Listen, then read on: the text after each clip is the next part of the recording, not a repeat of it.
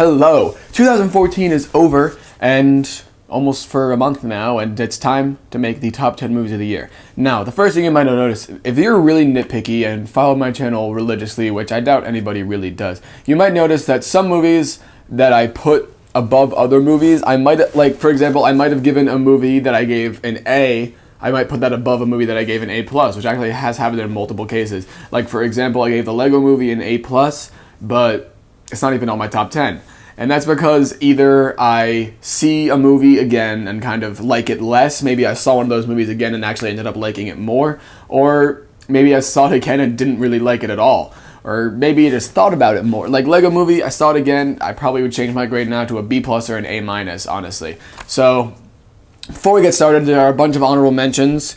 Snowpiercer, The Imitation Game, Captain America, The Winter Soldier, X-Men, Days of Future Past, Into the Woods, The Lego Movie, and Interstellar. Those were all great movies, but they did not make the cut, so let's get started. Number 10 is Enemy.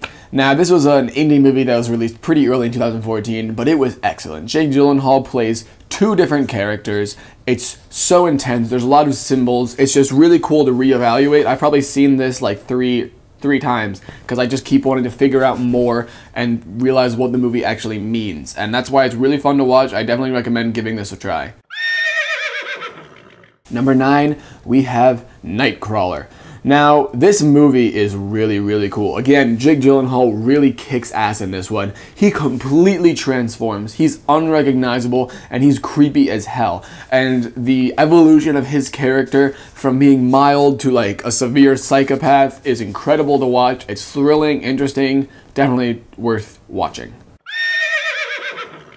Number 8, I have The Skeleton Twins. This is another one that not a lot of people saw, but it's Kristen Wiig and Bill Hader doing a comedy drama, and it's absolutely hilarious. This managed to be one of the funniest movies of the year, as well as one of the most serious and poignant. Like, there's a lot of really cool moments in this one. I think it's well worth to check out, if only for those two performances.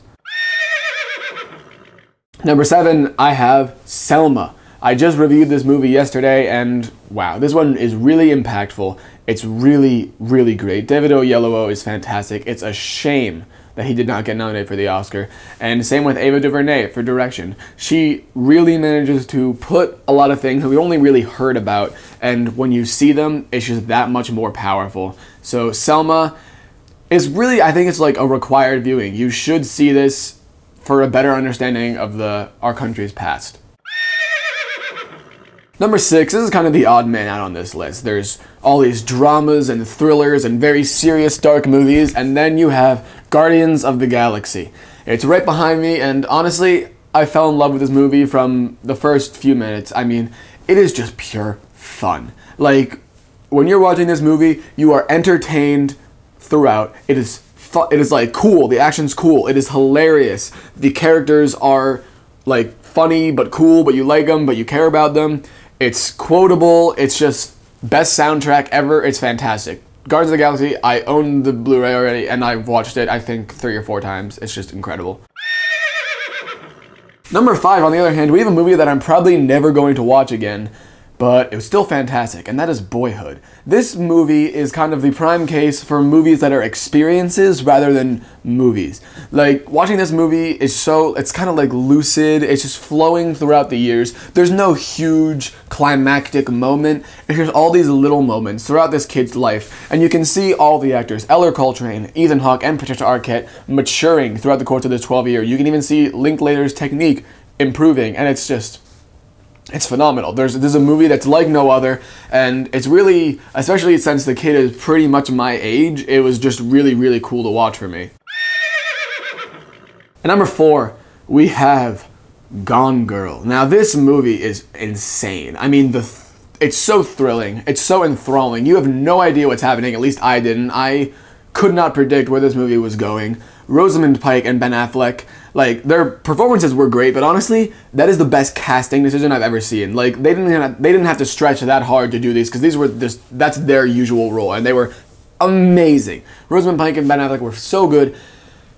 David Fincher is fantastic. Gillian Flynn's screenplay was amazing. Trent Reznor's score was amazing. Everything about this movie was just great.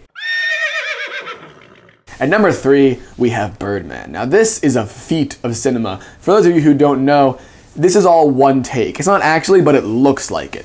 Like, you could see maybe a few points where they would have cut, but it looks like the camera's just flowing for the entire runtime. And Michael Keaton is amazing as Regan Thompson, Edward Norton, Naomi Watts, Zach Galifianakis, Emma Stone. They're all so freaking good in this movie. The screenplay is amazing. Like, there's so many cool themes that are brought up. Questions about the state of entertainment versus art.